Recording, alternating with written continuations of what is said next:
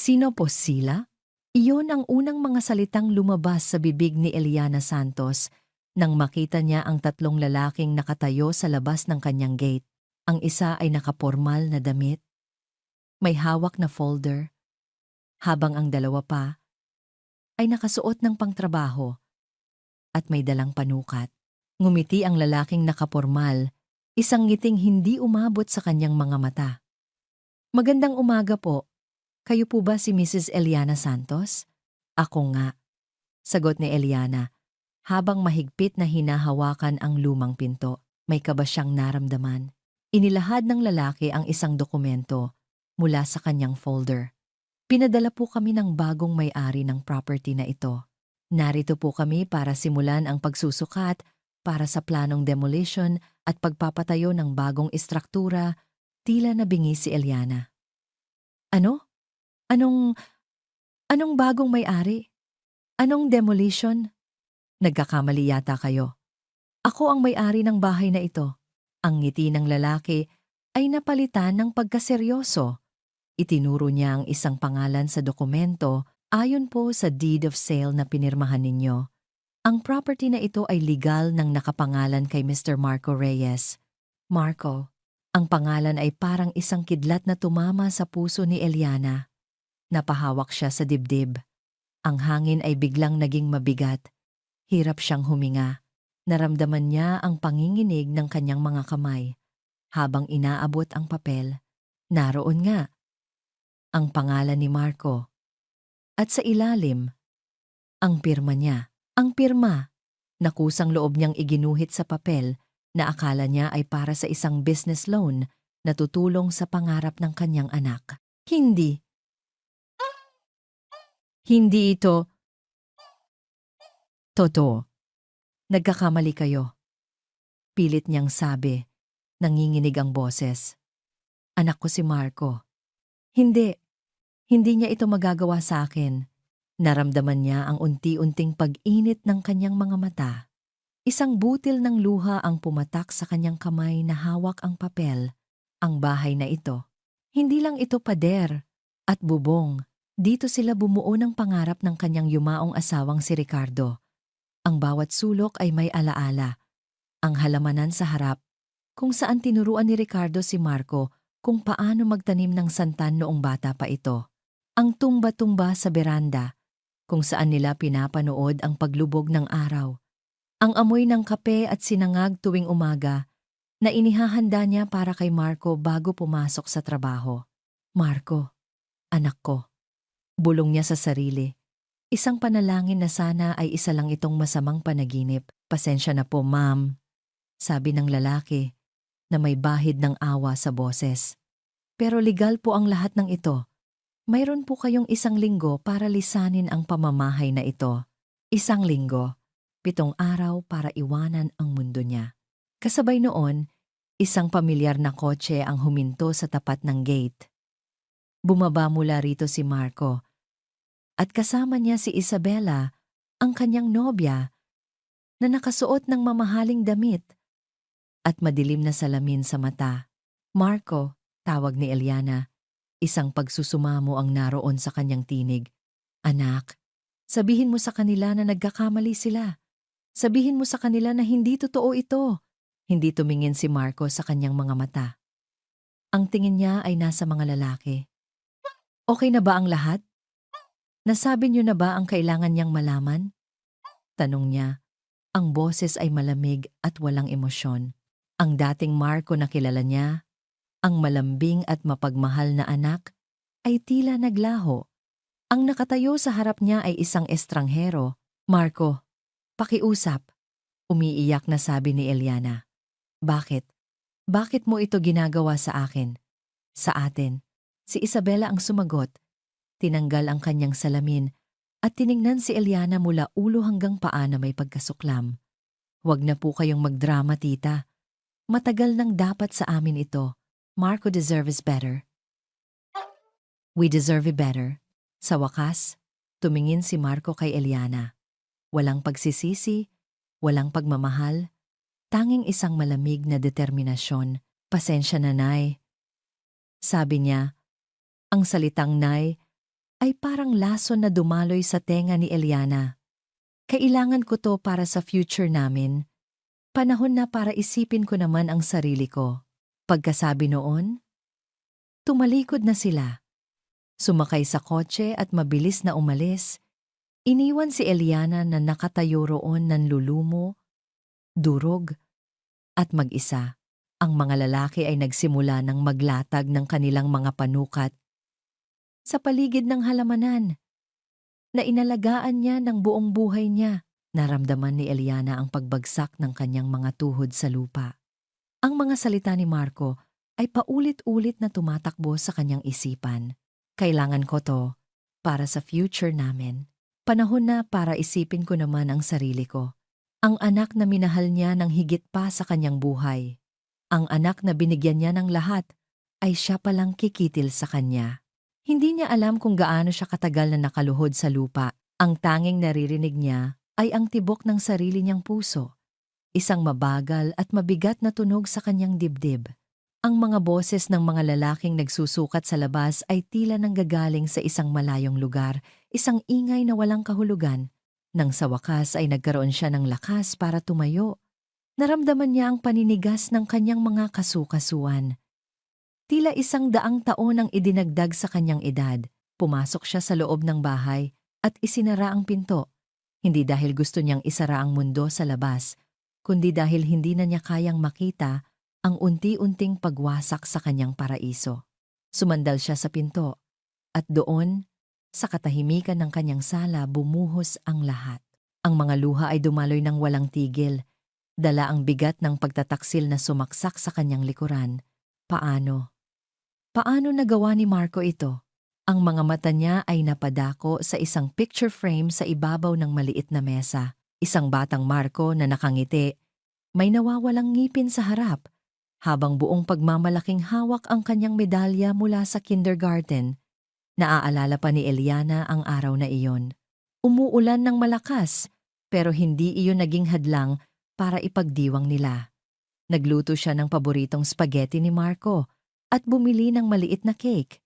Paglaki ko, "Nay, bibilhan kita ng malaking-malaking bahay," sabi ng bata noon, habang kumakalat ang tsokolate sa paligid ng kanyang bibig. Napahawak si Eliana sa kanyang bibig upang pigilan ang isang hikbi. Naglakad siya na parang isang multo sa sarili niyang pamamahay. Ang bawat bagay ay may dalang alaala. Isang matamis na alaala na ngayon ay naging mapait. Ang lumang armchair sa sulok. Doon siya umuupo tuwing gabi habang binabasahan niya ng kwento si Marco hanggang sa makatulog ito sa kanyang kandungan. Ang pader na may mga marka ng kanyang taas, mula sa pagiging isang maliit na bata hanggang sa naging isang binatang mas matangkad pa sa kanya. Ang kusina, kung saan tinuruan niya itong magluto ng adobo. Lahat ng iyon, kasinungalingan lang ba? Ang pagmamahal na ipinakita nito, ang mga yakap, ang mga halik sa kanyang noo. Lahat ba iyon ay isang pagpapanggap? Isang sakit na hindi niya maipaliwanag ang kumirot sa kanyang dibdib. Mas masakit pa ito kaysa noong pumanaw ang kanyang asawang si Ricardo. Dahil sa pagkamatay ni Ricardo, ang kalaban niya ay tadhana. Ngayon, ang kalaban niya ay ang sarili niyang anak, ang taong pinag-alayan niya ng kanyang buong buhay. Napadpad siya sa kanyang silid. Ang silid na dati ay puno ng init at pagmamahal, ngayon ay tila malamig at walang laman. Binuksan niya ang kanyang aparador at kinuha mula sa ilalim ng mga damit ang isang maliit na kahong gawa sa kahoy, ang baul ng kanyang mga alaala at mahahalagang dokumento.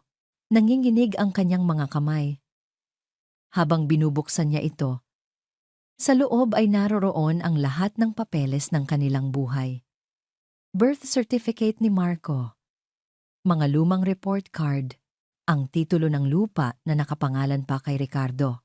Hinahanap niya ang kahit anong ebidensya, kahit anong maliit na detalye na magpapatunay na isang pagkakamali lang ang lahat, na baka may nagkamali lang ng basa o baka napeke ang dokumento, ngunit naroon ito, nakatupi sa isang sulok.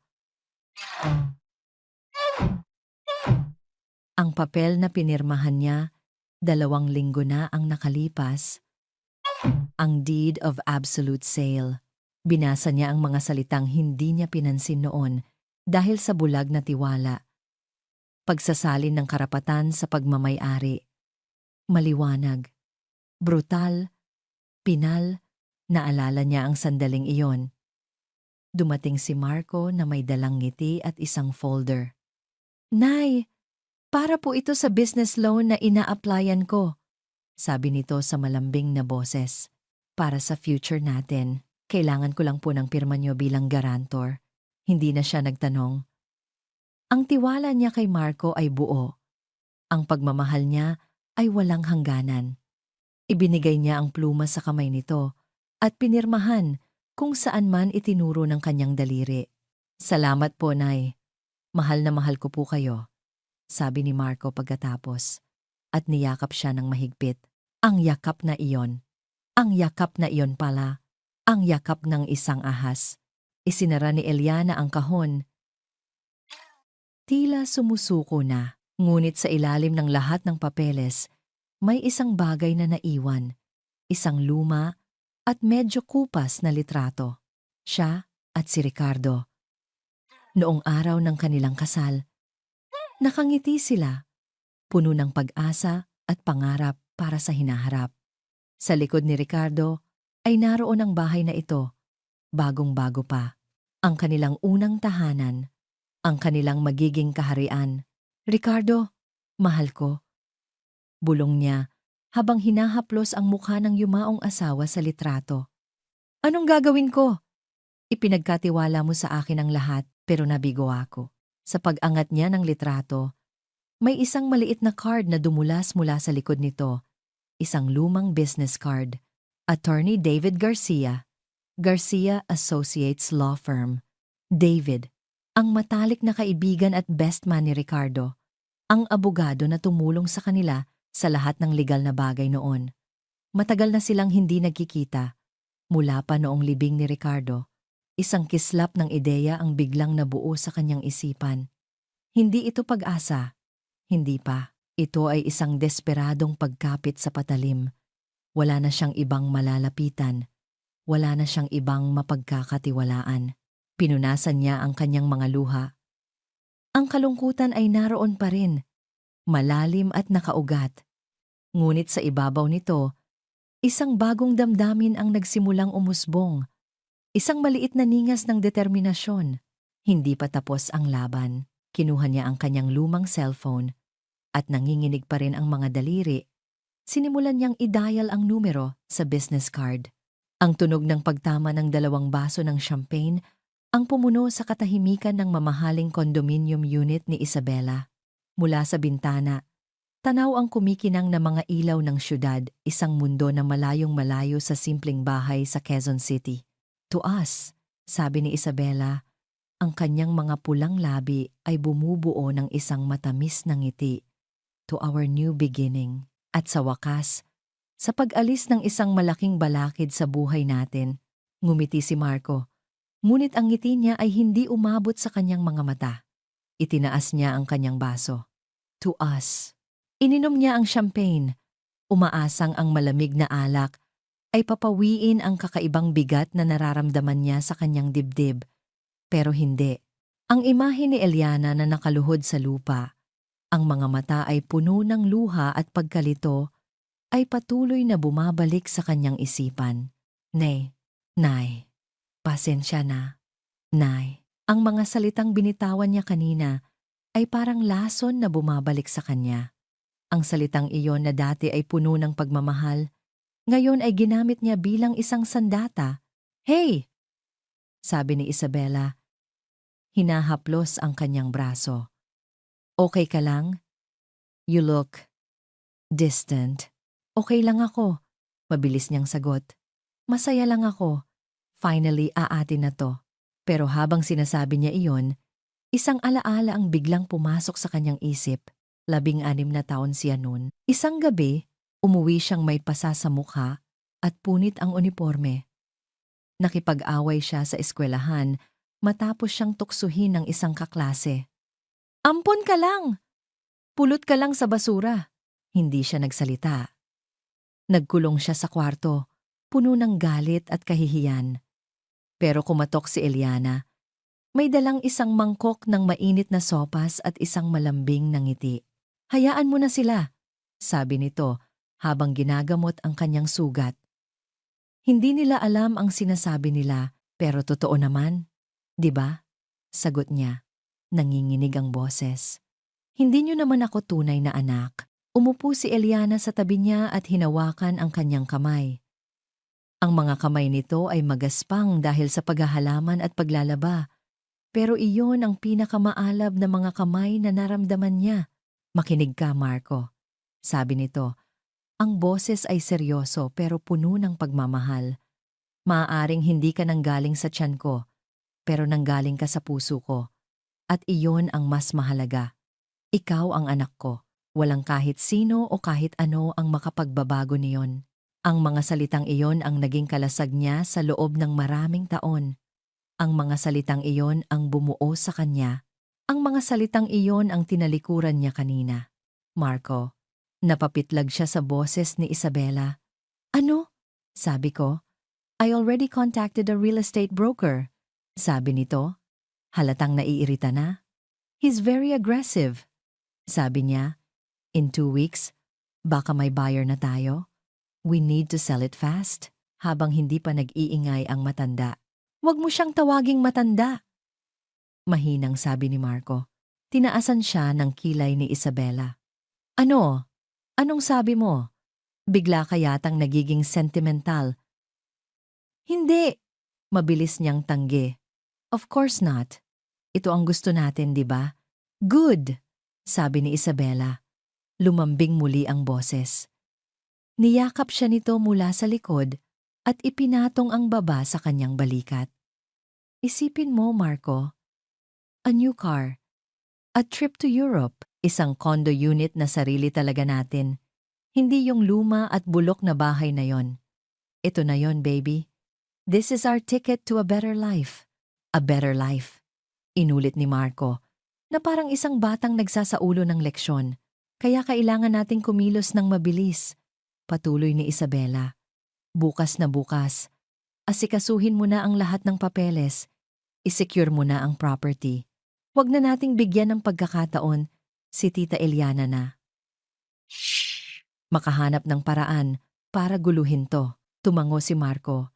Kahit na may isang bahagi sa kanya ang sumisigaw. Ang bahaging iyon ay ang batang lalaking may pasa sa mukha na niyakap at minahal ng babaeng tinatawag niyang Nay. Pero ang boses ni Isabela ay mas malakas. Ang pangako ng isang magandang buhay ay mas nakakasilaw. Gagawin ko, sabi niya. Mas para sa sarili niya kaysa kay Isabela. Aayusin ko ang lahat. Biglang nag-vibrate ang cellphone sa kanyang bulsa. Kinuha niya ito, inaasahan na text mula sa broker. Pero hindi, isang mensahe mula sa numerong halos kabisado na niya. From Nay Eliana, anak, mag-usap tayo. Pakiusap. Ang simpleng mensahe na iyon ay tumama sa kanya nang mas malakas kaysa sa kahit anong sigaw o sumpa. Ang pakiusap. Ang pagpapakumbaba, naramdaman niya ang panlalamig ng kanyang mga kamay. Ibinaba niya ang cellphone sa mesa na parang isang mainit na bakal. Nakita ito ni Isabela. Sino yan? Wala. Mabilis niyang sabi, habang itinatago ang screen. Wrong number lang, pero alam niya sa sarili niya na nagsisinungaling siya. At sa unang pagkakataon mula nang simulan nila ang planong ito, isang butil ng takot ang nagsimulang tumubo sa kanyang puso. Hindi takot sa batas, hindi takot kay Isabela, kundi takot sa kahulugan ng mensaheng iyon. Takot sa pagmamahal na kahit kailan ay hindi niya kayang tumbasan. At ngayon ay sinisira niya.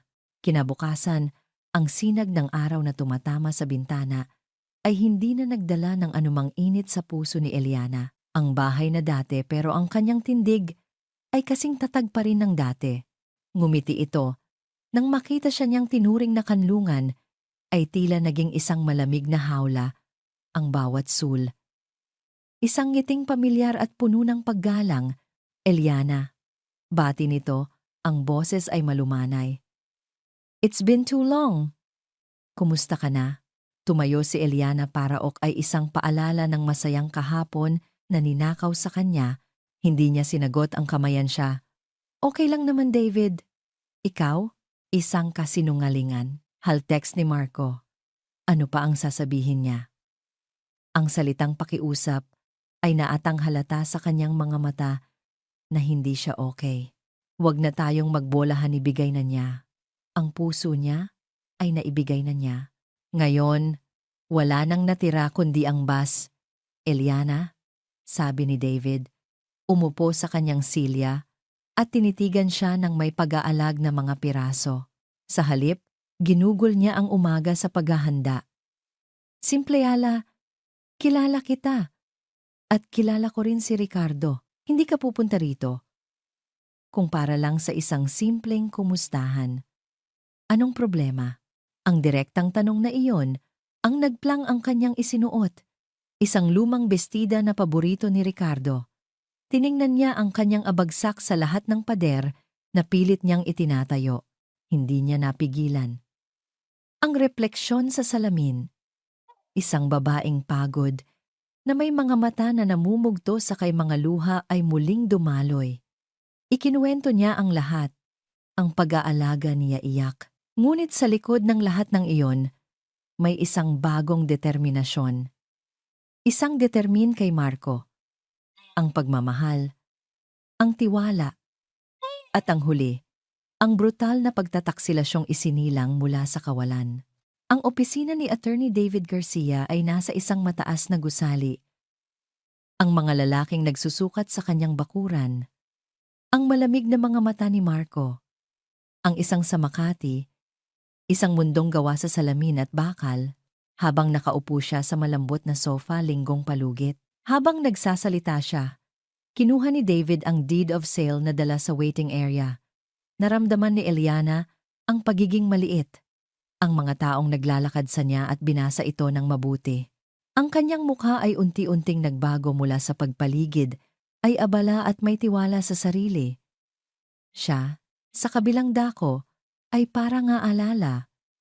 Naging pagkabigla at nauwi sa isang tahimik na galit. Walang hiya. Mahinang bulong ni David pagkatapos niyang marinig ang lahat. Ginawan ka isang ibong naligaw ng pugad. Mrs. Santos, pwede na po kayo pumasok. Hinihintay na po kayo ni attorney. Tumayo siya. Nanginginig ang mga tuhod niya ng estafa. This is criminal. Anong pwede kong gawin, David? Tanong ni Eliana. Ang boses ay basag. Wala na akong lakas para lumaban. Odd. At pumasok sa isang malaking opisina na may malawak na bintanang tanaw ang buong syudad. Sa likod ng isang malaking mesa na gawa sa mahogany, isang lalaking may buso mandal si David sa kanyang silya. May laban, Eliana. May malaking laban. Pero kailangan nyok na medyo puti na sa kanyang mga sentido ang tumayo at ngumiti. Eliana, ating maging praktikal. Ang pag-file ng kaso ay magastos. Matagal. Kakain ng oras, sabi ni Attorney Garcia. Ang boses ay malumanay at puno ng init. It's been a long time. At pera. Mayroon ka bang sapat na resources para tustusan ito? Ito na ang sandali. Ang sand. Kumusta ka na? Ang simpleng tanong na iyon ay halos magpaiyak muli sa kanya. Tangali para sabihin ang sikretong itinago niya sa lahat, kahit kay Marco, sa loob ng halos 10 taon. Okay lang naman po, attorney. David, maupo ka. Sabi nito, itinuturo ang upuan sa harap ng huminga siya ng malalim. Meron, David. Tumingin siya sa mga mata ng abogado. Noong namatay si Ricardo, hindi lang simpleng atake sa puso ang nangyari. Ang kanyang mesa, pasensya na, at hindi na rin kita nakumusta mula noong, bueno, alam mo na. Nagsimulang manginig ang kanyang boses. May kapabayaan ng ospital. Maling gamot ang naib. Tumango si Eliana. Salamat sa pagtanggap sa tawag ko, David. Nakakahiya manigay sa kanya. Itinago nila. Pero nalaman ko, ang pagkagulat sa mukha ni David. Pero wala na akong ibang maisip na malapitan. Sumeryoso ang mukha ng abogado. Ano ba ang maitutulong ko sa'yo, Eliana? May problema ba? Huminga ng malalim ay hindi maikakaila. Nag-file ako ng kaso. Tahimik. Walang media si Eliana bago inilabas mula sa kanyang bag ang isang sobre. Inilapag niya ito sa mesa. Ayokong malaman ni Marco. Ayokong lumaki siya na may galit sa mundo. Patuloy niyang bahay. David. Ang bahay namin ni Ricardo. Kinuha ni David ang mga dokumento at sin Eliana. 2 years ago, the court decided in my favor. Nagkaroon ng settlement. Gaimulang basahin. Ang kanyang mga kilay ay unti-unting nagsalubong. Nakita ni Eliana ang pagano kalaki. Eliana? Tanong ni David. Ang boses ay halos isang pabulong. Nainbabago sa kanyang ekspresyon. Mula sa pagiging profesional patungo sa hindi makapaniwalang $1.5 million. Ang katahimikan sa opisina ay nakakabingi. Maging si David Garcia gulat. Deed of absolute sale? Tanong niya. Tinitingnan si Eliana. Isang veteranong abogado na sanay sa mga malalaking kaso ay natigilan sa pinirmahan mo to. Kanino? Kay Marco Reyes? Ang anak niyo. Hindi makating wakas. Nagsalita ito. Eliana. Bakit?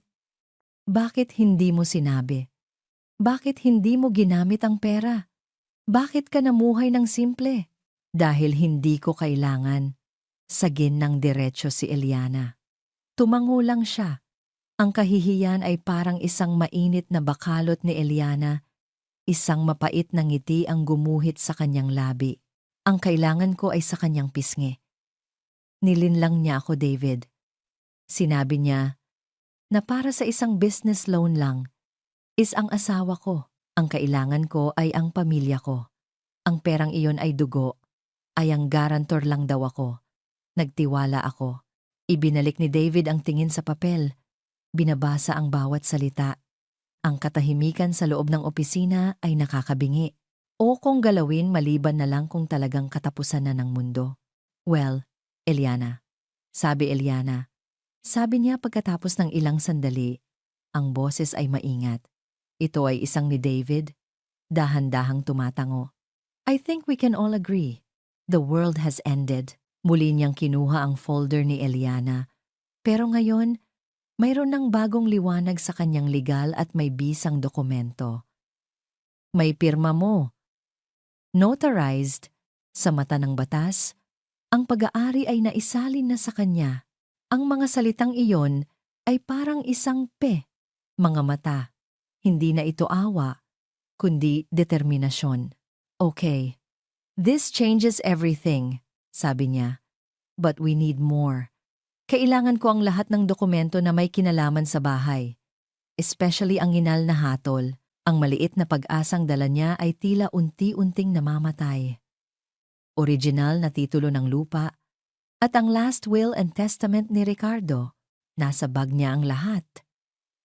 Inilwala. Wala na ba akong magagawa?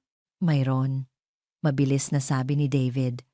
Mabas niya ang isang luma at makapal na sobre at iniabot kay David.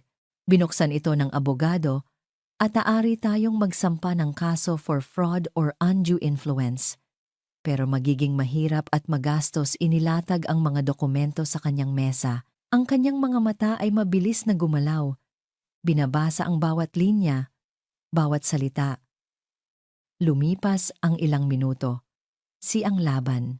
Kailangan nating patunayan na talagang nilinlang ka niya.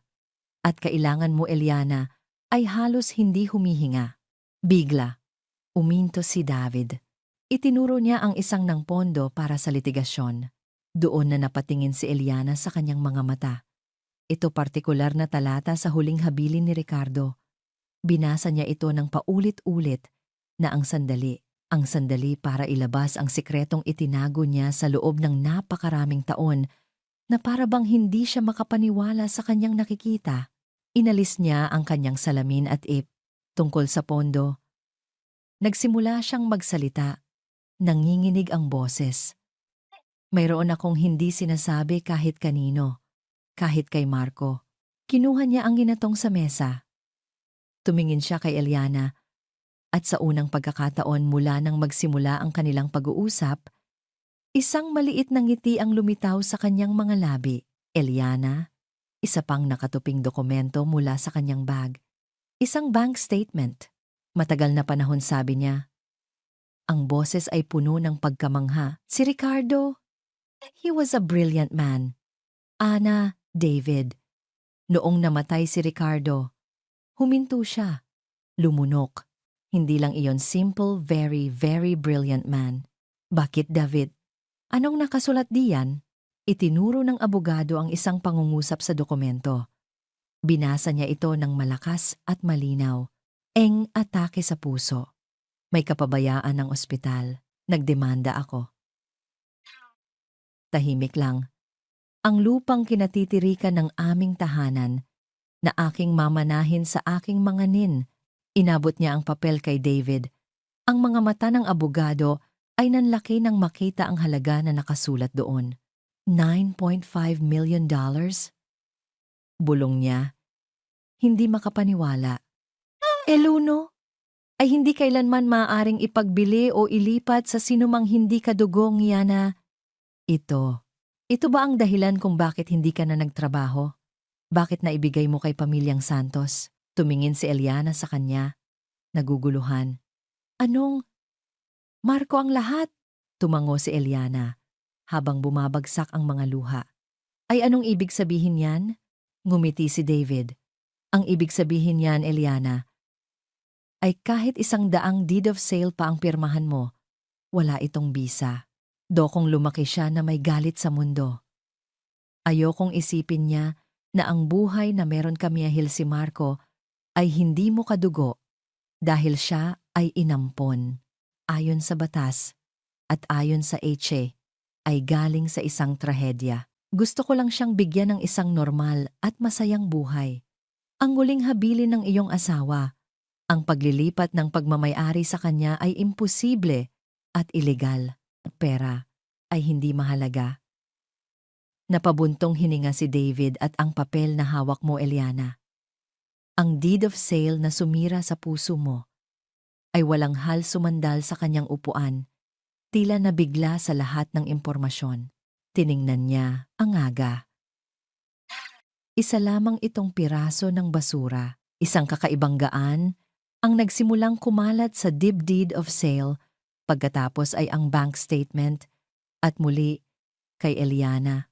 This changes things, ni Eliana. Hindi pa ito kaligayahan, malayo pa roon, pero ito ay pag-asa. Eliana, sabi niya, may panlaban tayo. Malakas na panlaban. Ngunit sa kauna-unahang pagkakataon sa loob ng 24 na oras, nakahinga siya ng maluwag. Tumingin siya kay David. Ang mga mata ay muling nabasa ng luha. Bes na ngumiti, lalong sumeryoso ang mukha ni David. Tinitigan niya ang lumang titulo. Ngunit sa pagkakataong ito, hindi na ito luha ng kawalan ng pag-asa. Ito ay lunang lupa na kasama sa mga dokumentong dinala ni Eliana. Itinuro niya ito, angha ng isang bagong simula. So, tanong ni David, ang kanyang boses ay naging seryoso pera ay isang malakas na sandata. Walang duda. Sabi niya, ang boses ay biglang naging mister at handa na. Ano ang gusto mong gawin natin, Eliana? Tumingin si Elioso, pero baka hindi ito ang pinakamalakas mong armas sa laban na to. Tiana sa labas ng bintana, sa abalang syudad na halos lumamon sa kanya kanina. Ngayon numingin si Eliana sa kanya, naguguluhan. Anong ibig mong sabihin? Nang iba na ang tingin niya rito. Hindi na ito isang lugar ng pagkatalo. Isa na itong larumiti si David. Isang ngiting may kahulugan. Naaalala ko ang kaibigan kong siyangan ng digmaan. Tumingin siya pabalik kay David. Isang bagong apoy ang nagliliyab sa Ricardo. Matalino siya at laging nag-iisip para sa hinaharap. Itinuro niya ang kanyang mga mata. Gusto kong bawiin ang bahay ko. Ang umaga ay dumating nang may dalang isang pekeng pangako ng tagumpay. Nakatayo si Marco sa malawak na bintana ng kondominium ni Isabela, hawak ang isang tasa ng mainit na kape. Sa ibaba, ang mga sasakyan ay parang mga langgam na abala sa kanilang mga gawain. Ito na dapat ang simula ng bago niyang buhay. Ang buhay na pinangarap niya, ang buhay na malayo sa anino ng pagiging ampon. Pero bakit parang may kulang? Bakit parang may tinik na nakabara sa kanyang lalamunan? Ang text ni Eliana. Hindi niya ito binura. Hindi niya rin ito sinagot. Nananatili itong isang paalala ng kanyang kasalanan. Isang digital na multo sa kanyang cellphone. "Good morning, baby!" Bati ni Isabela. Lumapit sa kanya at niyakap siya mula sa likod. Ang amoy ng mamahalin nitong pabango ay sumiksik sa kanyang ilong. "Ang lalim yata ng iniisip mo, don't tell me." "Iniisip mo pa rin siya?" "Hindi." Mabilis na sagot ni Marco, kahit nakasinungalingan iyon. "Iniisip ko lang ang mga susunod na hakbang. Ang broker, ang mga permits, para sa demolition." "Good." Sabi ni Isabela, hinalikan siya sa pisngi. "I like it when you're focused." Mamayang hapon, kakausapin ko na yung broker. Sabi niya, mayroon na raw siyang potential buyer. Isang developer na gustong magtayo ng townhouses sa lugar na yon. Malaking pera, iyon na lang palagi ang naririnig niya. "Kailangan nating bilisan?" Patuloy ni Isabela. "Bawat araw na lumilipas na nandoon pa rin ang tita mo. Delikado. Baka magsumbong sa mga kapitbahay. Gumawa ng eksena. We need to secure our investment." "Our investment. Hindi aking bahay. Hindi ang tahanan kung saan ako lumaki."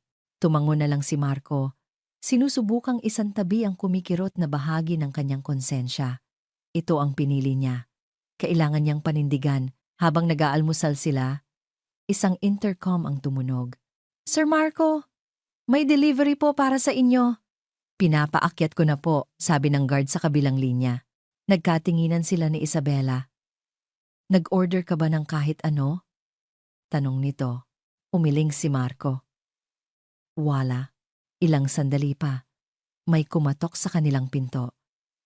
Isang courier na may dalang isang malaki at formal na sobreng kulay brown. Nakasulat dito ang kanyang buong pangalan. Marco D. Reyes. Sino naman kaya yan? Sabi ni Isabela habang pinipirmahan ni Marco ang resibo. Baka galing sa bangko. Isinara ni Marco ang pinto at tinitigan ng sobre. Mayroon itong bigat, mayroon itong formalidad na nagbigay sa kanya ng kaba. Sa kaliwang sulok sa itaas, may nakatatak na pangalan at logo. Garcia and Associates Law Firm. Biglang nanlamig ang mga kamay ni Marco. Garcia. Saan niya narinig ang pangalang iyon? Ano ba yan? Buksan mo na. Naiinip na sabi ni Isabela. Nanginginig ang kanyang mga daliri habang binubuksan ang sobre. Sa loob, may ilang piraso ng makapal na papel. Ang nasa pinakaibabaw ay may malalaking letrang nakasulat, Cease and Desist Notice. Ano yan? Tanong ni Isabela. Lumapit para tingnan. Binasa ni Marco ang mga unang salita ng malakas na para bang hindi niya maintindihan ang kahulugan ng mga ito. Ito ay isang formal na abiso na humihiling sa iyo na ay tigil at iwaksi ang lahat ng iyong mga pag-angkin sa pagmamay-ari, pagtatangkang ibenta o anumang aktibidad na may kinalaman sa ari-arian na matatagpuan sa 24 Sampaguita Street, Quezon City. What? Bulong ni Isabela. Ang kanyang mga mata ay nanlalaki. Anong kalokohan to? Kanino galing yan? Itinuro ni Marco ang pangalan. Sa ilalim ng sulat. Dot na, legal na pag-aari ng aming kliyente. Signang Eliana Santos. Nagbibiro ba sila? Galit na sabi ni Isabela. Hinablot ang sulat mula sa kamay ni Marco. Paano nangyari yon? Nasa atin ang deed of sale. Pinirmahan niya. Legal ang lahat. Ngunit may isa pang dokumento sa loob ng sobre. Isang kopya ng isang lumang papel. Tinitigan ito ni Marco. Ito ay ang huling habilin at testamento ng taong itinuring niyang ama, Ricardo Santos. May isang partikular na talata na may dilaw na highlight na para bang sinasadyang ipakita sa kanya ang mga salita ay tila tumalon mula sa papel at sumampal sa kanyang mukha. Binasa niya ito. 1 beses, 2 beses, 3 beses. Ang lupang kinatitirikan ng aming tahanan na aking minana mula sa aking mga ninuno ay hindi kailanman maaaring ipagbili o ilipat sa sinumang hindi kadugo ng pamilyang Santos. Hindi kadugo, hindi kadugo. Ang dalawang salitang iyon ay umalingaw sa kanyang isipan na parang isang malakas na kulog. Ang dalawang salitang iyon na palagi niyang kinatatakutan. Ang katotohanang kahit gaano niya kamahal si Eliana at Ricardo, kahit gaano nila siya kamahal, may isang bagay na hindi maipagkakaila. Hindi siya isang Santos. Ano to, Marco? Sigaw ni Isabela. Tinuturo ang papel. Anong ibig sabihin nito? Bakit hindi mo alam to? Hindi ko alam. Wala sa sariling sagot ni Marco. Ang sahig ay tila gumuguho sa ilalim ng kanyang mga paa. Ang lahat ng kanilang mga plano, ang lahat ng kanilang mga pangarap ay biglang naging abo. Paano mong hindi alam? Patuloy ang pagsigaw ni Isabela. Ang kanyang magandang mukha ay nabalot ng galit at pagkasuklam. Ang tanga-tanga mo naman. Hindi mo man lang inalam ang lahat bago ka kumilos. Sabi ko na nga ba masyado kang emosyonal? Masyado kang mahina. Ang mga salita ni Isabela ay parang mga kutsilyong tumutusok sa kanya. Pero mas malakas ang epekto ng mga salita mula sa testamento. Lahat ng ito para sa wala. Ang kanyang pagtataksil, ang sakit na idinulot niya kay Eliana, lahat ay walang saysay. Ang deed of sale na hawak niya ay isa lang palang walang kwentang papel sa gitna ng mga sigaw ni Isabela at ng gumuguhong mundo ni Marco. Isang tunog ang pumailan lang, ang kanyang cellphone. Nagri-ring. Tiningnan niya ang screen, ang puso niya ay kumakarera. Isang hindi rehistradong numero ang tumatawag. Ngunit sa ilalim nito, may isang pangalan na lumitaw mula sa kanyang mga lumang contact. Isang pangalang hindi niya naisip na makikita niyang muli. Isang pangalang nagpatigil sa kanyang paghinga. Ate David Garcia. Nakatitig lang siya sa screen. Hindi makagalaw. Sa isang banda ay si Isabela na sumisigaw. Sa kabilang banda ay ang teleponong nagri-ring. Ang tunog ng kanyang kahapon at ng kanyang kinabukasan na nagbabanggaan. Ang laro ay nagbago. At sa unang pagkakataon, natanto ni Marco na hindi siya ang naglalaro. Siya ang nilalaro. Ang mga sumunod na araw ay kakaiba. Ang bahay, na dati ay parang isang bilangguan ng kalungkutan, ay unti-unting nagbago. Para kay Eliana, hindi na ito isang lugar ng pagkatalo. Ito na ngayon ang kanyang kuta, ang sentro ng kanyang digmaan. Hindi na siya ang Eliana na umiiyak sa sahig, naghihintay sa wala. Sa bawat paggising niya sa umaga, mayroon ng isang malinaw na layunin sa kanyang isipan. Ang isang linggong palugit na ibinigay sa kanya ay hindi na isang hatol ng kamatayan, kundi isang countdown. Isang countdown para sa kanyang pagbangon. Isang umaga, 2 araw matapos ang pag-uusap nila ni Attorney Garcia, maaga siyang gumising. Hindi na siya nagsuot ng luma niyang bestida. Sa halip, pinili niya ang isang simpleng blusa at itim na pantalon ang damit na isinusuot niya noon kapag may mahahalagang meeting sa eskwelahan ni Marco. Simple, disente, at nagbibigay ng lakas. Hindi siya nag-abalang mag-ayos ng sobra. Tiningnan niya ang kanyang sarili sa salamin. Ang mga mata niya ay may bakas pa rin ng kalungkutan, pero wala na ang desperasyon. Napalitan iyon ng isang matatag na determinasyon na kahit siya ay nagulat na taglay pala niya. Para sa atin ito, Ricardo. Bulong niya sa sarili. Hindi ko sila hahayaang sirain ang lahat ng pinaghirapan mo.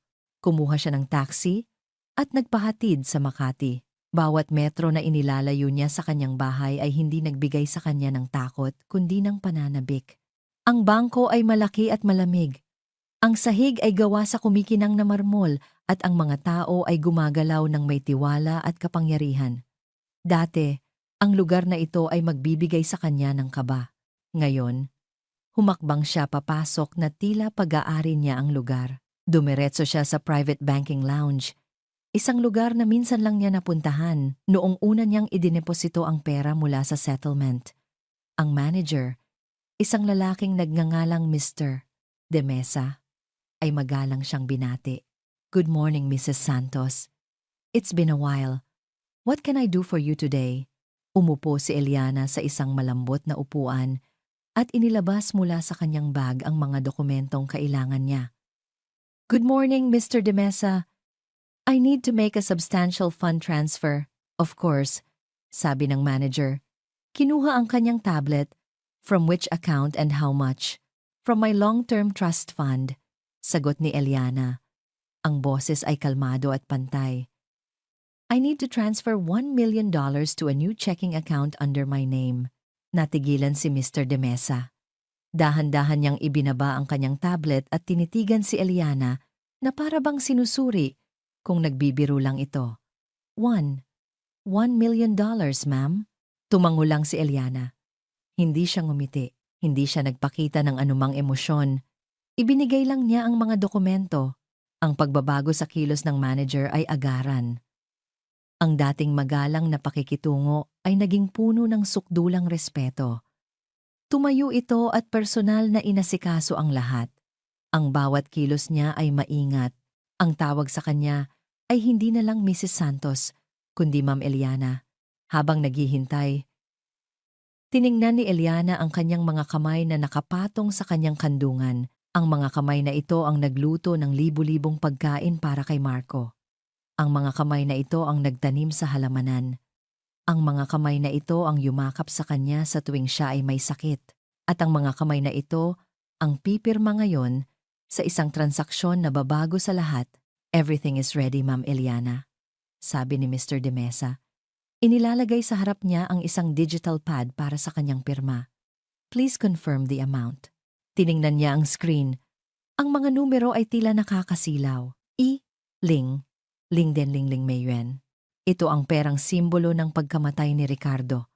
Ang perang ayaw niyang galawin. Ngunit ngayon, naintindihan niya.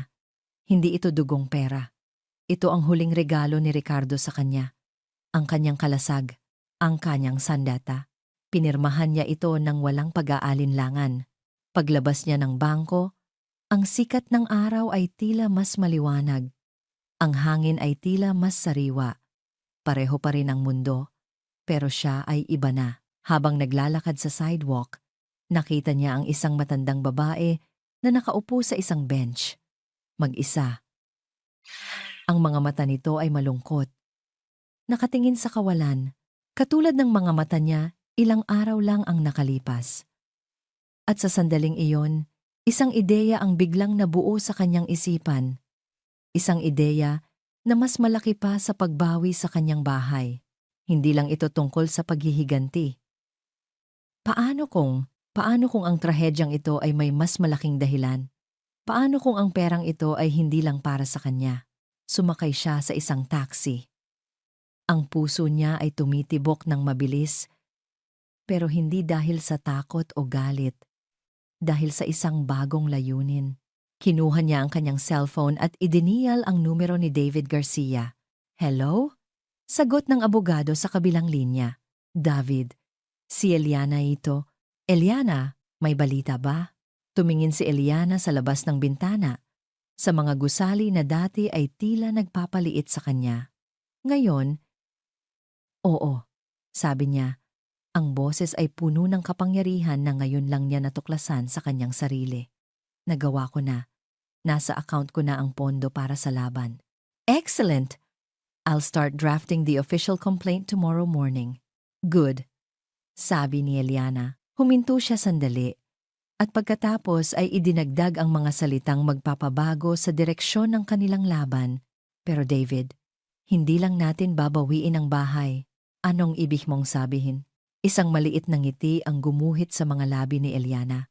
May mas malaki na tayong ipaglalaban ngayon. Ang pagring ng cellphone ay parang isang alarma ng sunog sa gitna ng katahimikan na dulot ng pagkabigla. Si Isabela ay sumisigaw pa rin, isang litanya ng mga paninisi at pagmumura. Pero para kay Marco, ang lahat ng ingay na iyon ay naglaho. Ang tanging naririnig na lang niya ay ang paulit-ulit na tunog mula sa kanyang cellphone. Attorney David Garcia. Ang pangalan ay isang multo mula sa nakaraan. Naaalala niya ito mula sa mga kwento ni Eliana, ang matalik na kaibigan ng kanyang tatay Ricardo. Isang taong hindi niya kailanman inisip na makakaharap. Naramdaman niya ang pagkatuyo ng kanyang lalamunan. Sa isang iglap, natanto niya, tapos na ang laro. Hindi ito isang simpleng alitan ng pamilya. Isa na itong legal na laban. At wala siyang dalang kahit anong sandata. Sagutin mo! Sigaw ni Isabela. Itinuturo ang nanginginig na cellphone sa kanyang kamay. Alamin mo kung anong gusto nila. Baka tinatakot lang tayo. Nanginginig ang kanyang kamay habang sinasagot ang tawag. Inilagay niya ito sa speaker mode para marinig ni Isabela. Hello? Sabi ni Marco. Ang boses ay halos hindi marinig. Mr. Marco Reyes? Isang malalim at autoritatibong boses ang sumagot. Walang galit, walang emosyon, tanging ang lamig ng batas. This is Attorney David Garcia, representing my client, Mrs. Eliana Santos. Napalunok si Marco. I believe you have just received our cease and desist notice. Patuloy ng abogado. I am calling to make sure you understand its contents perfectly. The document you coerced Mrs. Santos into signing the supposed deed of absolute sale is null and void. Walang bisa. It is fundamentally illegal based on the provisions stated in the last will and testament of the original landowner, Mr. Ricardo Santos. Bawat salita ay parang isang pako na ibinabaon sa kabaong ng kanyang mga pangarap. Wala kayong karapatan sa property na iyon, Mr. Reyes. Any attempt to sell it, demolish it, or even enter the premises without my client's permission will result in immediate legal action. Hindi ito maaari. Bulong ni Isabela sa tabi niya. May kontrata kami. Narinig ito ni Attorney Garcia. To the young lady with you, let me be clear. What you have is a worthless piece of paper obtained through fraudulent means. In fact, my client has a very strong case to file criminal charges against Mr. Reyes for estafa through deceit. That carries a significant prison sentence. Kulungan. Ang salitang iyon ay tumama kay Marco na parang isang malaking bato. Naramdaman niya ang pag-ikot ng kanyang sikmura. Ang pangarap niyang magandang buhay ay biglang napalitan ng isang bangungot na rehas at malamig na semento. Hindi. Nanginginig na sabi ni Marco. Hindi niya iyon magagawa sa akin. Nanay ko siya. Sa unang pagkakataon, may bahid ng emosyon sa boses ni Attorney Garcia. Isang malamig na pagkasuklam. Ang isang ina ay hindi tinatraidor, Mr. Reyes. However, Mrs. Santos is a compassionate woman. She is willing to forgo filing criminal charges on one condition. Isang sinag ng pag-asa. Napakapit dito si Marco. Ano yon? You will return the original fraudulent document to my office tomorrow morning. You will sign a notarized affidavit, admitting to the deceit, and officially relinquishing any and all claims to the property. Do this, and you can walk away. Refuse, and we will see you in court. I expect your decision by 9 a.m. tomorrow. Goodbye. Bago pa man makasagot si Marco, ibinaba na ng abogado ang tawag. Ang tunog ng pagtatapos ng linya ay mas malakas pa kaysa sa isang pagsabog. Katahimikan. Tumingin si Marco kay Isabela.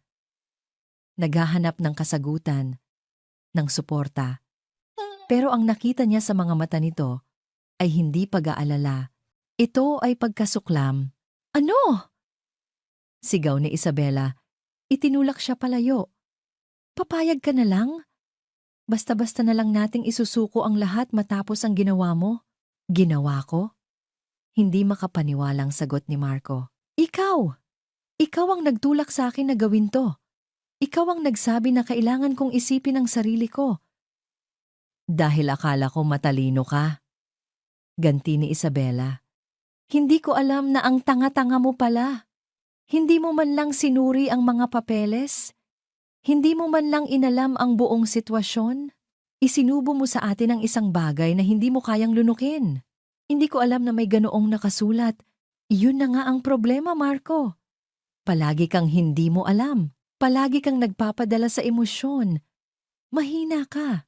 Ang bawat salita ni Isabela ay isang sampal. Ang babaeng minahal niya, ang babaeng pinangarap niyang makasama habang buhay, ay siya na ngayong tumatapak sa kanyang pagkatao. Anong gagawin natin ngayon? Tanong ni Marco. Ang boses ay puno ng desperasyon. Humalakhak si Isabela. Isang tawang walang saya. Anong tayo? Walang tayo, Marco. Mayroon lang ikaw. Ikaw ang gumawa ng gulo na to. Ikaw ang umayos. Tiningnan ni Isabela si Marco mula ulo hanggang paa, na para bang isa itong basura na kailangan na niyang itapon. Tawagan mo siya, utos nito. Sino? Sino pa ba? Ang nanay mo. Magmakaawa ka. Umiyak ka sa harap niya. Lumuhod ka kung kailangan. Gawin mo ang lahat para bawiin niya ang kaso. Hindi ako pwedeng madamay dito. Ang ideya ng pagharap kay Eliana ay mas nakakatakot pa kaysa sa ideya ng kulungan. Ang makita ang sakit sa mga mata nito, isang sakit na siya mismo ang may gawa ay isang parusang hindi niya kayang harapin.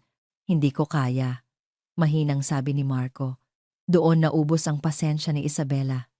Kinuha niya ang kanyang mamahaling bag at lumakad papunta sa pinto. Alam mo, Marco, sabi niya. Huminto at hinarap siya sa huling pagkakataon. Noong una kitang makilala, nakita ko sa iyo ang ambisyon, ang gutom para sa isang mas magandang buhay. Pero nagkamali ako. Ang nakikita ko ngayon ay isang duwag na nagtatago sa likod ng palda ng nanay niya. Binuksan niya ang pinto. Ayusin mo to. O kalimutan mo nang nagkakilala tayo. Hindi ako sasama sa isang talunan. Pagkasabi noon, lumabas siya at isinara ang pinto ng malakas. Ang kalabog ay umalingaw-ngaw sa buong unit at sa buong buhay ni Marco. Naiwan siyang mag-isa. Sa gitna ng mamahaling sala, ang champagne na ininom nila kagabi ay naroon pa rin sa mesa. Isang mapait na simbolo ng isang tagumpay na hindi kailanman naging totoo. Nanghihinang napaupo siya sa sahig. Ang kanyang mga pangarap, ang kanyang pag-ibig, ang kanyang kinabukasan. Lahat ay nawala sa isang iglap. Kinuha niya ang kanyang cellphone. Nanginginig ang kanyang mga daliri habang hinahanap ang isang numero sa kanyang contacts. Nakatitig lang siya sa pangalan sa screen. Nay Eliana. Ang pangalan ng simula at ngayon ay ang pangalan din ng kanyang katapusan. 9:09 nga umaga. Ang orasan sa dingding ay tila isang hukom. Ang bawat pag-ikot ng kamay nito ay isang paghampas ng martilyo. Nakaupo si Eliana sa kanyang paboritong tumba-tumba sa beranda. May hawak na isang tasang kape na kanina pa lumamig. Ang halamanan sa harap niya ay payapa, taliwas sa unos na nagaganap sa kanyang dibdib. Ito ang deadline. Ang oras na ibinigay ni David kay Marco. Hindi niya alam kung ano ang aasahan. Isang bahagi niya, ang bahagi ng isang ina, ay umaasang tatawag si Marco. Iiyak at hihingi ng tawad. Handa ba siyang patawarin ito? Hindi niya alam, pero ang ideya ng pagpapatawad ay isang pamilyar na kumot na gusto niyang ibalot sa kanyang sarili. Ngunit ang isa pang bahagi niya, ang bahaging isinilang mula sa pagtataksil, ay alam na hindi na ganoon kasimple ang lahat. Ang tiwala, kapag nabasag, ay hindi na maibabalik sa dati. Tumingin siya sa gate, walang anino ni Marco. Walang kotse. Walang kahit ano. Nang tumunog ang kanyang cellphone. Eksaktong 9:05 a.m., napatalon siya sa kanyang upuan. Ang pangalan ni David Garcia ang nasa screen. Huminga siya ng malalim bago sagutin. David, Good morning, Eliana. Sabi ng abogado. Ang boses ay kalmado at propesyonal. Just giving you an update. Tapos na. Anong ibig mong sabihin? He didn't show up personally. Paliwanag ni David. He sent a courier. Nasa akin na ang original na deed of sale.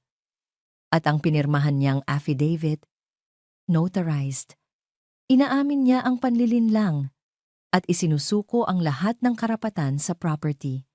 In short, Eliana, panalo tayo. Panalo. Inulit ni Eliana ang salita sa kanyang isipan. Panalo. Pero bakit walang tamis? Bakit walang pakiramdam ng tagumpay? Ang naramdaman niya ay isang malalim at nakakapanghinang kalungkutan. Isang pakiramdam ng pagtatapos. Hindi lang ng isang kaso, kundi ng isang kabanata ng kanyang buhay. Ang kabanata kung saan siya ay isang ina. Eliana? Are you there? Oo, David. Nandito pa ako. Sagot niya. Pinipigilan ang panginginig ng kanyang boses. Salamat. Maraming salamat sa lahat. This is just the first step, sabi ni David. But it's the most important one. Ang bahay ay sayo pa rin. Walang duda. Pagkatapos ng tawag, ibinaba ni Eliana ang cellphone. Tumingin siya sa kanyang bahay. Ang bahay niya, hindi na kanilang bahay. Tumayo siya. Ang kalungkutan ay naroon pa rin. Pero mayroon ding isang bagong determinasyon. Oras na para linisin ang mga naiwan. Ang unang pinuntahan niya ay ang kwarto ni Marco. Ang amoy nito ay naroon pa ring isang pinaghalong amoy ng pabango niya at ng lumang libro. Ang kanyang kama ay hindi na ayos. May isang t-shirt na nakasabit sa isang silya. Sa ibabaw ng kanyang mesa, naroon ang mga tropeyo niya sa basketball noong high school, kumikinang sa ilalim ng sinag ng araw. Para siyang pumasok sa isang museo ng mga alaala. Bawat bagay ay may kwento. Dahan-dahan, kumuha siya ng isang malaking kahon mula sa bodega. Sinimulan niya ang isang ritual. Ang ritual ng pagliligpit at pagpapaalam. Una niyang inilagay sa kahon ang mga damit habang tinutupi ang isang paborito nitong polo. Naalala niya noong ibinili niya ito para sa kanyang graduation. Ang ngiti sa mukha ni Marco noon ay tila abot hanggang langit. Ang yakap nito ay mahigpit. Salamat, Nay. The best ka talaga. Inilagay niya ang polo sa kahon. Sunod ang mga libro. Ang mga paborito nitong nobela. Ang mga textbook mula sa kolehiyo na pinagpuyatan nilang pareho. Inilagay niya ang mga ito sa kahon. Ang pinakamasakit ay ang mga tropeyo at medalya. Hinawakan niya ang isang maliit na gintong medalya. Most Improved Player. 10 taon siya noon. Umuwi itong umiiyak dahil natalo ang team nila. Pero buong pagmamalaki niyang ipinakita ang medalya para sa iyo, Tonay. Sabi nito. Dahil palagi kang nanonood sa mga laro ko. Hinalikan ni Eliana ang malamig na metal bago ito maingat na inilagay sa kahon. Sa ibabaw ng lahat. Hindi ito isang kilos ng galit. Ito ay isang kilos ng isang ina na nagliligpit sa mga gamit ng isang anak na nawala. Hindi sa kamatayan, kundi sa isang bagay na mas malala pa, sa pagtataksil. Nang matapos siya, ang kwarto ay halos walang laman na. Malinis, pero walang buhay. Isinara niya ang kahon at tinakpan ito. Itinabi niya ito sa isang sulok ng bodega. Hindi niya ito itatapon. Hindi pa. Pagkatapos noon, nagsimula siyang maglinis ng buong bahay. Binuksan niya ang lahat ng bintana para pumasok ang sariwang hangin. Pinunasan niya ang bawat alikabok, nilinis niya ang sahig. Hanggang sa kumintab ito, habang naglilinis, pakiramdam niya ay nililinis din niya ang kanyang puso. Tinatanggal niya ang mga bakas ng kasinungalingan, ang dumi ng pagtataksil. Bawat punas ay isang pagpapalaya. Bawat walis ay isang pag-usad. Nang dapit hapon na, umupo siyang muli sa beranda.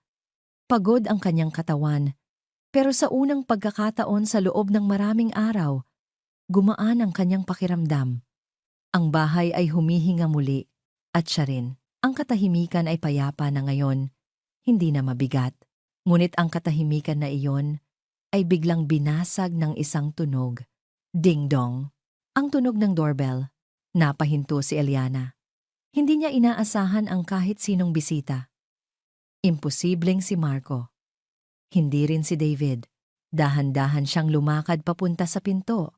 Sumilip siya sa peephole, isang babaeng hindi niya kilala ang nakatayo sa labas.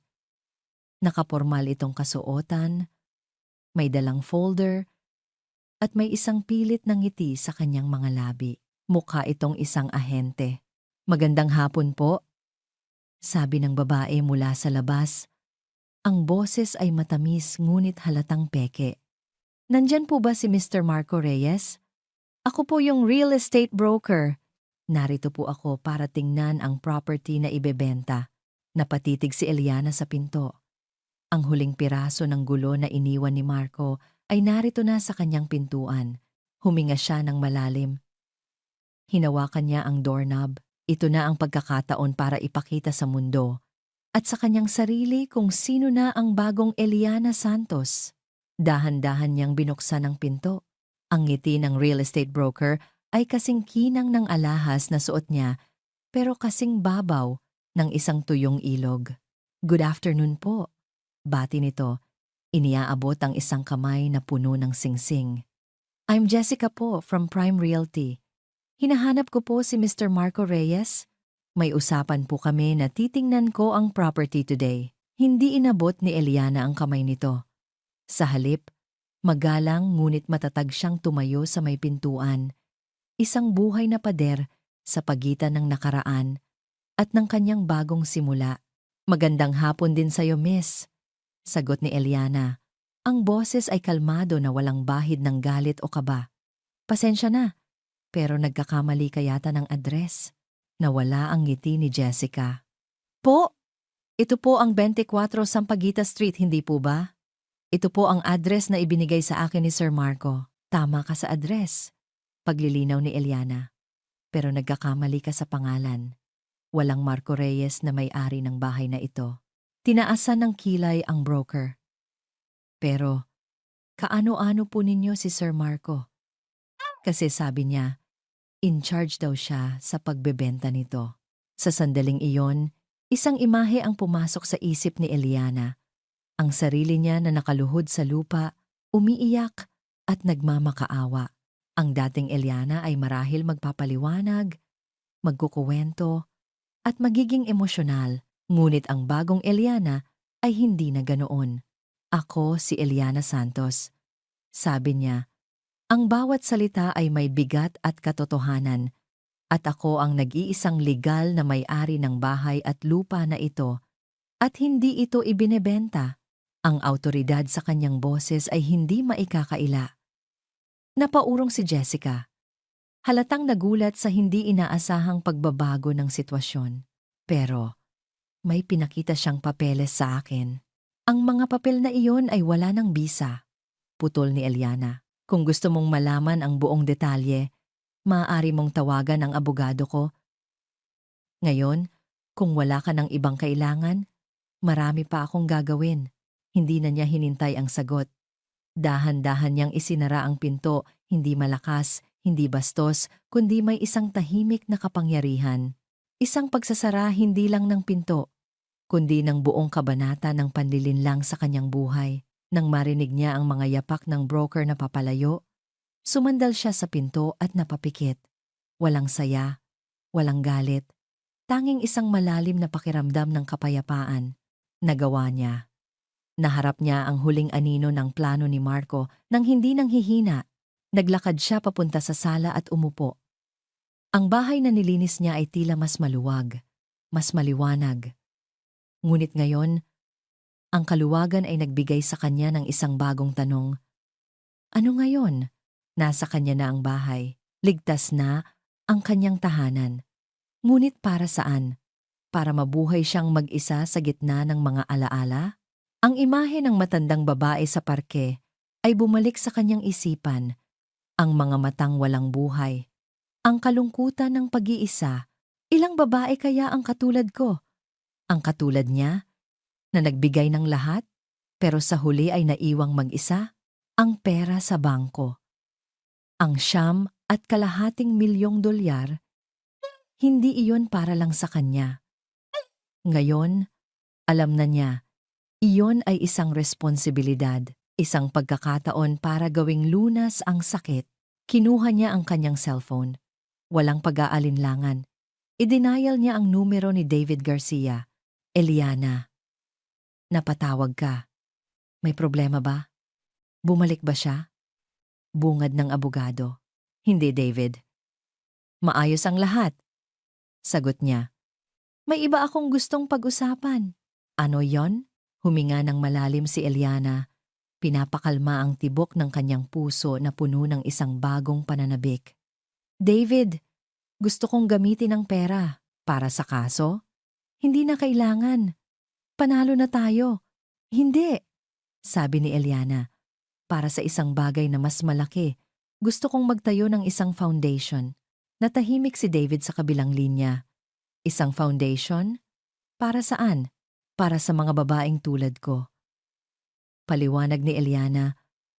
Ang mga salita ay dumadaloy mula sa kanyang puso. Para sa mga matatandang babae na inabandona ng kanilang mga pamilya. Para sa mga naiwang walang-wala. Gusto kong magtayo ng isang lugar na maaari nilang tawaging tahanan. Tinawag niya itong bahay pag-asa. Muling natahimik si David.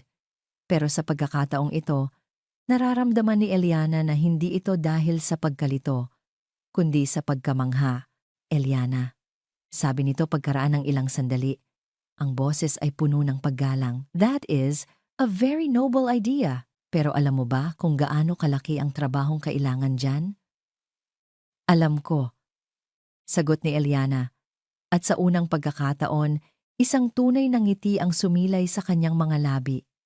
Kaya nga, tinatawagan kita. Kailangan ko ng pinakamagaling na abogado. Hindi agad sumagot si David. Ang tanging narinig ni Eliana ay ang malalim na pagbuntong hininga nito. Ang tatay Ricardo mo.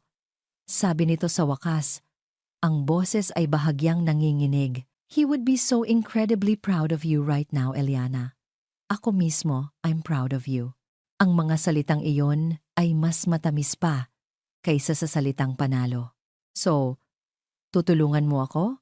Isang mahinang tawa ang narinig niya mula sa kabilang linya. Tutulungan? Eliana, I would be honored to be a part of this. Simulan natin ang mga papeles, bukas na bukas. Pagkababa ng telepono, naramdaman ni Eliana ang isang enerhiya na matagal na niyang hindi naramdaman. Tumayo siya at naglakad papunta sa lumang pag-aaral ni Ricardo. Isang silid na bihira niyang pasukin. Binuksan niya ang isang lumang aparador at kinuha ang isang kahon ng mga gamit ni Ricardo.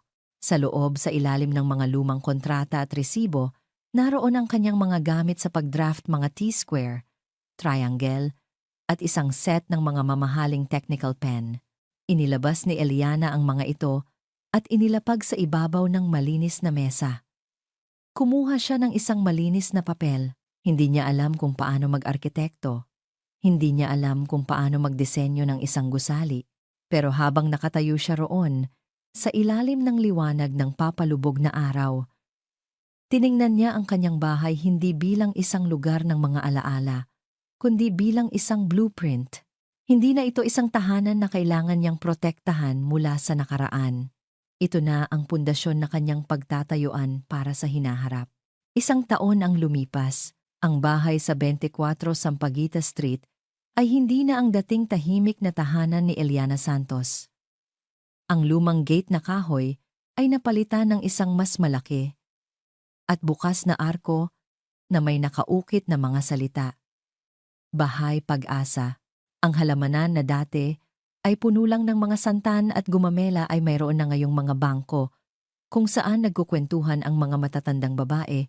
Ang kanilang mga tawa ay sumasabay sa ihip ng hangin. Ang dating sala ni Eliana ay isa ng common area, puno ng mga libro, sinulid para sa pagniniting, at isang telebisyon na palaging nakatutok sa mga lumang pelikulang Tagalog. Ang bahay ay hindi giniba, gaya ng plano ni Marco. Sa halip, ito ay pinalaki. Nagpatayo si Eliana ng isang bagong wing sa likod bahay na may 10 malinis at maaliwalas na silid para sa mga residente nito. Ang kanyang sariling kwarto ay nanatili sa dati, ngunit hindi na siya natutulog mag-isa. Ang buong bahay ay puno ng buhay. Si Eliana, na dating kilala lang bilang biyuda ni Ricardo o ang nanay ni Marco, ay kilala na ngayon sa buong komunidad bilang Nanay Eliana, ang tagapagtatag at puso ng Bahay Pag-asa.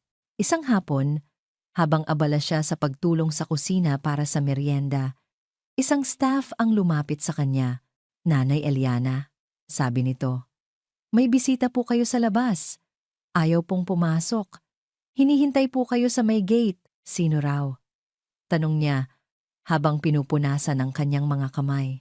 Hindi po nagpakilala, pero mukhang pamilyar po siya. Nag-iwan ng isang bakas ng kaba sa dibdib ni Eliana ang mga salitang iyon. Dahan-dahan siyang lumabas, tinahak ang landas na puno ng mga bagong halaman at narating ang gate. Nakatayo roon ang isang lalaki. Payat.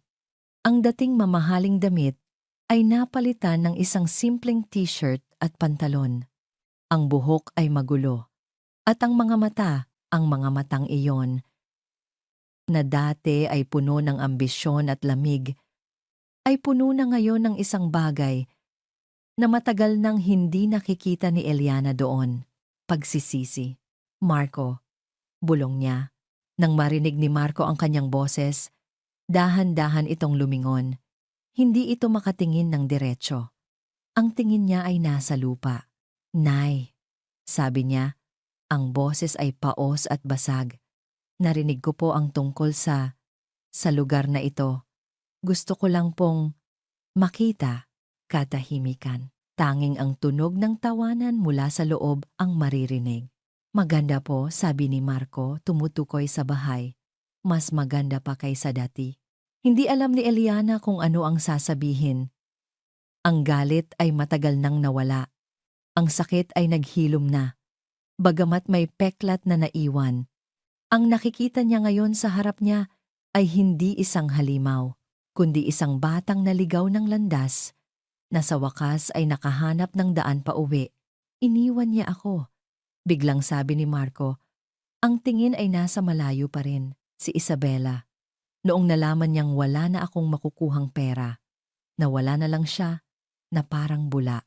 "I'm sorry to hear that," mahinang sabi ni Eliana. "At totoo iyon. Lahat ng pinag-ipunan ko, naubos." Patuloy ni Marco. Isang mapait na tawa ang kumawala sa kanyang lalamunan. "Ang mga kaibigan ko, nawala rin. Sa huli, wala pala akong ibang matatakbuhan. Wala pala akong pamilya." Sa wakas, tumingin si Marco sa kanyang mga mata. At doon, nakita ni Eliana ang mga luhang pilit nitong pinipigilan. "Maliban po sa inyo, Nay, kayo na tinalikuran ko. Kayo na sinaktan ko ng sobra-sobra." Napaluhod si Marco sa lupa. Ang parehong lugar kung saan si Eliana ay lumuhod 1 taon na ang nakalipas. Ngunit hindi na ito semento at damo. Isa na itong hardin. "Patawarin niyo po ako, Nay," umiiyak niyang sabi. Patawad po sa lahat." Ang mga luha ni Marco ay ang ulan na matagal nang hinihintay ng tuyong lupa sa puso ni Eliana. Dahan-dahan, lumabas siya ng gate. Lumuhod siya sa harap ni Marco at hinawakan ang kanyang mukha. Mainit ang mga luha nito. Hindi siya nagsalita. Sa halip, ginawa niya ang isang bagay na 1 taon na niyang hindi ginagawa. Niyakap niya ang kanyang anak. Sa una, nanigas si Marco, na para bang hindi siya makapaniwala. Ngunit pagkatapos, naramdaman ni Eliana ang pagyakap nito pabalik. Isang yakap na mahigpit, desperado, at puno ng lahat ng sakit at pagsisisi na kinimkim nito sa loob ng 1 taon. "Anak ko," bulong ni Eliana sa kanyang tenga. "Anak pa rin kita." Ang pagpapatawad ay hindi isang salita. Ito ay isang yakap, isang pagtanggap, isang pag-unawa na lahat ay nagkakamali. At ang tunay na pagmamahal ay ang kakayahang makita ang sirang piraso ng isang tao at mahalin pa rin ito. Tumayo sila, pinunasan ni Eliana ang mga luha sa pisngi ni Marco, tulad ng ginagawa niya noong bata pa ito. Halika, sabi niya. Isang maliit na ngiti ang nasa kanyang mga labi. Pumasok ka sa loob. Ipagtitimpla kita ng kape. Nag-aalangang tumingin si Marco sa mga babaeng nakaupo sa hardin. Pero, Nay, nakakahiya. Hinawakan ni Eliana ang kanyang kamay. Ang pagkakahawak na iyon ay mahigpit at puno ng katiyakan. Hindi ito ang bahay ko lang, Marco. Tahanan ito ng lahat ng gustong magsimulang muli. Ang mga salitang iyon na puno ng pag-unawa at walang bahid ng panunumbat ang nagbigay kay Marco ng lakas para ihakbang ang kanyang mga paa. Habang naglalakad sila papasok sa gate, ang ilang mga residente mga lola na may mga ngiti sa kanilang mga labi ay tumingin sa kanila. Nanay Eliana, may bisita ka pala. Bati ng isang matanda na nagngangalang Fe, na abala sa pagdidilig ng mga rosas. Ngumiti si Eliana. Oo, Fe. Si Marco. Ang anak ko. Ang pag-amin na iyon simple, direkta, at puno ng pagmamay-ari ay isang regalong hindi inaasahan ni Marco. Yumuko lang siya, hindi makatingin sa mga mata ni Lola Fe, ngunit naramdaman niya ang ngiti nito. Walang paghuhusga. Tanging isang mainit na pagtanggap. Pumasok sila sa loob. Ang dating tahimik na sala ay puno na ng buhay. May dalawang babaeng nagtatawanan habang nanonood ng TV. May isa pa sa sulok na nagniniting. Ang amoy ng nilulutong merienda ay nagmumula sa kusina. Ito ang tahanan na sinubukan niyang wasakin, ngunit sa halip ay mas lalo lang itong namukadkad. Dumiretso sila sa kusina. Ang parehong kusina kung saan tinuruan siya ni Eliana na magluto ng adobo. Ang parehong kusina kung saan sila nag-agahan araw-araw. Pero ngayon, mas malaki na ito, mas abala. Umupo si Marco sa isang maliit na upuan sa sulok na para bang gusto niyang maging invisible. Pinanood niya si Eliana na kumilos ng may bagong sigla. Kumuha ito ng tasa, nagsalin ng mainit na tubig, at nagtimpla ng kape ang parehong paraan ng pagtimpla na alam niyang paborito niya. Inilapag ni Eliana ang tasa sa harap niya. Ang kanilang mga kamay ay saglit na nagdikit. Sa sandaling iyon, ang lahat ng pader na itinayo ni Marco sa paligid ng kanyang puso ay tuluyang gumuho. Ano? Anong gagawin ko ngayon, Nay?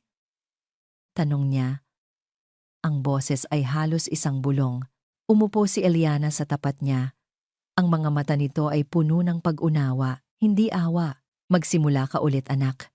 Isang araw, isang hakbang, hindi madali, pero kailangan mong gawin para sa sarili mo. Pero wala na akong kahit ano. Mayroon ka, sagot ni Eliana. Mayroon kang pagkakataon na itama ang mga mali mo.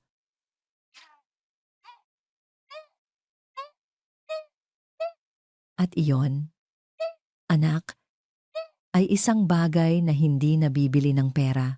Ininom ni Marco ang kape. Ang init nito ay kumalat sa kanyang dibdib, na parang isang yakap mula sa loob. Pagkatapos ng ilang sandali ng katahimikan, tumayo sila at lumabas muli sa beranda. Ang araw ay papalubog na, nagbibigay ng isang ginintuang kulay sa buong hardin. Pinanood nila ang mga residente ng Bahay Pag-asa na naghahanda na para sa hapunan. Ang kanilang mga kwentuhan at halakhakan ay lumilikha ng isang magandang musika. Tumingin si Eliana hindi kay Marco, kundi sa bagong pamilyang kanyang binuo mula sa mga piraso ng kanyang winasak na puso. Natanto niya na ang pagpapatawad kay Marco ay hindi lang para sa kapakanan nito. Ito ang huling hakbang para sa kanyang sariling paghilom, ang pagpapakawala sa huling bigat ng nakaraan. Sa tabi niya, nakatayo si Marco, hindi na bilang isang manloloko o isang talunan. At habang sabay silang nakatayo roon, sa ilalim ng papalubog na araw ang ina na natutong magpalaya at ang anak na sa wakas ay natutong umuwi. Alam ni Eliana na ang tunay na tahanan ay hindi isang lugar na pag-aari mo, kundi isang lugar kung saan ka buong pusong tinatanggap. kahit pa pagkatapos ng pinakamadilim na bagyo. At dito nagtatapos ang makulay na kuwento nina Eliana at Marco, mga minamahal naming tagapakinig. Maraming salamat sa inyong walang sawang pagsubaybay at sa paglalakbay ninyo kasama ang aming mga tauhan. Mula sa unang kabanata hanggang sa huling sandali, naramdaman namin ang inyong mga damdamin.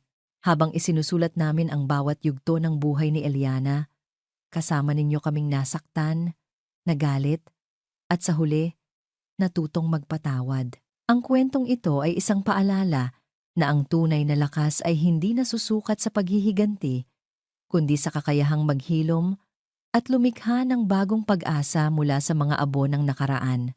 Nawa'y nag-iwan ito sa inyong mga puso ng isang mahalagang aral, na ang pagpapatawad ay hindi para sa taong nakasakit sa atin, kundi para sa ating sariling kapayapaan. At ang pagmamahal, lalo na ang pagmamahal ng isang ina, ay isang ilaw na kayang tumagos kahit sa pinakamadilim na gabi. Ano ang pinakapaborito ninyong aral mula sa kwentong ito? Anong bahagi ang pinakatumatak sa inyong puso? Ang inyong bawat mensahe ay mahalaga sa amin.